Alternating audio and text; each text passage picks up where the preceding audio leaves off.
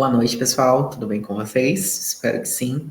Hoje vamos falar sobre a manipulação de antibióticos. Bom, já vimos anteriormente, né, a manipulação de hormônios e a manipulação de antibióticos ela é um pouco semelhante, né? Essa manipulação de antibióticos ela também está descrita em um dos itens, né, na verdade, mais especificamente, no mesmo item que dispõe da manipulação de hormônio, também fala sobre a manipulação de antibióticos, na IDC 67 de 2007. Ela tem como objetivo garantir a segurança, a qualidade e eficácia desses medicamentos manipulados. E o foco é a manipulação magistral e oficial de produtos estéreis e não estéreis. Então, quando a gente está falando aqui de antibióticos, essa manipulação também, geralmente, ela é de produtos não estéreis, mas ela também pode se dar, né, por via estéreo. Uma outra coisa importante que a gente precisa também falar é justamente que se uma farmácia ela decide manipular um antibiótico estéril, um antibiótico injetável, ela precisa ter uma cabine, um laboratório específico estéril para antibióticos. Ela não pode ter um único laboratório estéril. Ela precisa ter um laboratório estéril para antibióticos se ela for manipular hormônio, citostático ou qualquer outro medicamento, ela precisa ter outros laboratórios. Esse laboratório vai ser apenas para antibióticos. Se a farmácia for manipular cápsula, que é uma fórmula farmacêutica não estéril, e for manipular um injetável, né, que é estéril, ela precisa ter dois laboratórios, duas cabines, uma cabine para não estéril e uma cabine para estéril, certo? A importância dessa manipulação de antibióticos, ela se dá justamente por uma demanda da sociedade, uma vez que a personalização de fórmulas, ela está em alta, né? A gente vai ter prescritores cada vez mais exigentes e pacientes também cada vez mais exigentes, e a necessidade de personalização para diferentes perfis desses pacientes. Aqui eu trouxe uma imagem para vocês, né? De uma cabine destinada à manipulação de antibióticos. Observem que a gente tem os exaustores, que são os filtros, né, que pegam essas partículas em suspensão no ar e levam para fora dessa cabine de manipulação. Outra coisa importante da gente falar também é a segurança do manipulador. É sempre importante que você faça um revezamento desses manipuladores, não pode ser sempre uma mesma pessoa que vai manipular. Então, se hoje um dos funcionários manipulou, amanhã um outro funcionário e assim por diante, tanto para hormônio, antibióticos e citostáticos e substâncias de baixo índice terapêutico. Os principais antibióticos manipulados, dentre eles, nós temos a amoxicilina, a cefalexina, o ciprofloxacino, a azitromicina e a dosiciclina. Aqui eu trouxe um infográfico para vocês que mostra justamente o aumento desse consumo de antibióticos no mundo, né? Então, quando a gente fala de aumento de uso de antibióticos no mundo, a gente também precisa falar sobre o aumento do uso irracional de medicamentos, né? De medicamentos antibióticos. Então, uma farmácia que manipule antibióticos é uma farmácia que também precisa se comprometer, né? Uma vez que esses medicamentos antibióticos, eles são medicamentos controlados. Bom, a amoxicilina, né, algumas características dela, o uso para infecções respiratórias e de pele. Formas farmacêuticas, nós temos as cápsulas, comprimidos e suspensões. Mecanismo de ação, inibição da síntese da parede celular.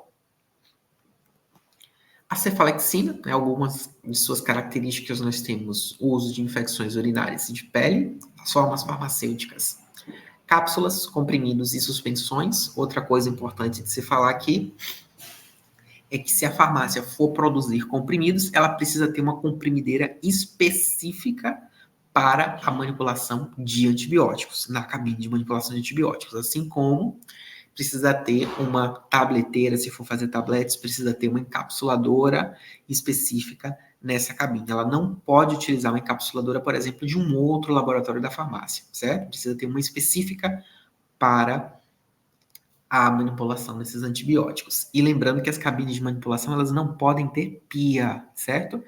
Então, essa lavagem, essa área de lavagem, ela precisa ser em um laboratório de lavagem, em um outro espaço da farmácia, certo? Mecanismos de ação, interferência na síntese da parede celular bacteriana. Ciprofloxacina, algumas características dele, nós temos uso para infecção do trato urinário e respiratório. Formas farmacêuticas, nós temos comprimidos, soluções orais e colírios. Mecanismos de ação, inibição da replicação do DNA bacteriano. A azitromicina, algumas de suas características, nós temos uso para infecções respiratórias e DST, que são as doenças sexualmente transmissíveis. Formas farmacêuticas, nós temos comprimido, cápsulas e suspensão. Lembrando que essa suspensão também pode ser feita ao pó na farmácia e solicitado que o paciente, né, faça a preparação dessa suspensão com água potável em casa. É uma possibilidade. Mecanismo de ação e inibição da síntese proteica. A doxiciclina, algumas características delas, nós temos uso para tratamento de pneumonia, acne e outras infecções bacterianas. Formas farmacêuticas, cápsulas, comprimidos e soluções orais. Mecanismo de ação, bloqueio da síntese proteica ao ligar-se aos ribossomos. Aqui eu trouxe para vocês um esquema, né, com vários locais de ação, né, de atuação desses antibióticos. Então, nós temos a inibição da síntese DNA, a depender do antibiótico, claro. A gente vai ter a inibição da síntese proteica, a gente também pode ter atuação em membranas citoplasmáticas, inibição da síntese de purinas e ácido fólico, e também pode atuar justamente na síntese de parede celular.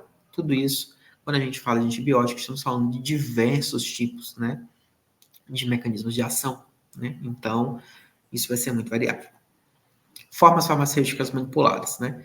Importância de ajustar a forma farmacêutica para os diferentes perfis do paciente. Cápsulas, comprimidos, soluções, suspensões orais, colírios, né? São os mais utilizados. Lembrando que colírio é forma farmacêutica estéril, certo? Então, a farmácia que manipule colírio precisa ter um laboratório estéril. Cuidado na manipulação de antibióticos, obviamente, né? Segregação de áreas, né? Importância para evitar a contaminação cruzada. A validação da limpeza, processos obrigatórios para a manipulação de antibióticos. Até a limpeza de uma cabine de manipulação, seja ela de antibióticos ou de qualquer outra, ela precisa ser descrita em um procedimento operacional padrão, que é o POP da farmácia, a fim de padronizar essa limpeza. Porque se um funcionário fez essa limpeza de uma forma, o outro precisa fazer igual. E essa forma de limpeza, ela também precisa ser validada. Será que aquela limpeza que está sendo feita, ela é uma limpeza que vai de fato limpar ou apenas vai higienizar? Né? Existe essa diferença. E ela precisa ser padronizada, ok? Para qualquer funcionário da farmácia possa fazer, né? Os antibióticos de espectro gram-positivo, nós temos aqui a amoxicilina e nós temos a cefalexina, né? Nós temos também os antibióticos de espectro gram-negativo, como exemplo eu trouxe o ciprofloxacino para vocês. E os antibióticos de espectro amplo, eu trouxe para vocês a azitromicina e a doxiciclina. Os equipamentos para manipulação de antibióticos. EPIs na manipulação, então luva, sapato fechado, calça, jaleco. Uso correto de equipamentos de proteção individual, que são os EPIs na manipulação.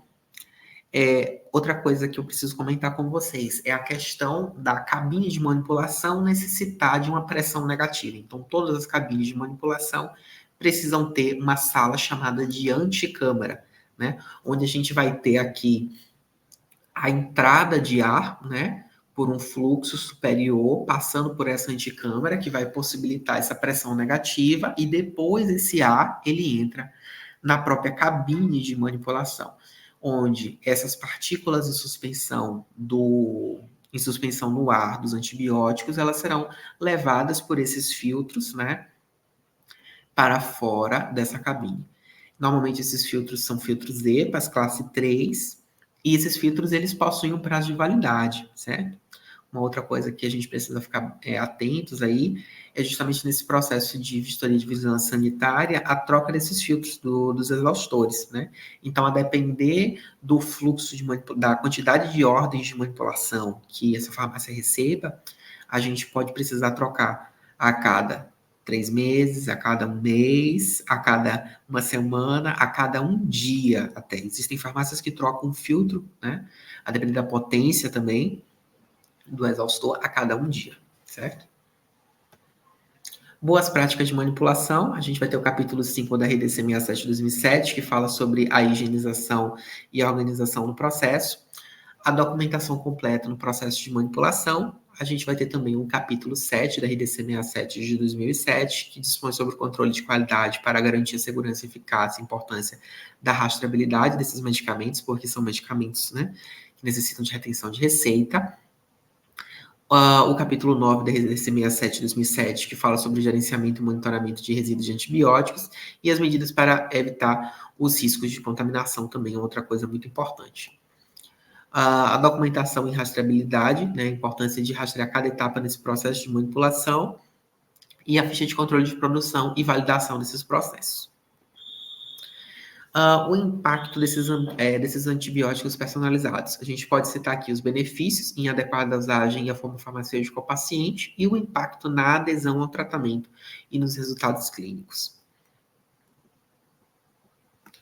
Bom, pessoal, foi isso na nossa aula de hoje. Aguardo vocês em um nosso próximo encontro. Tchau, tchau.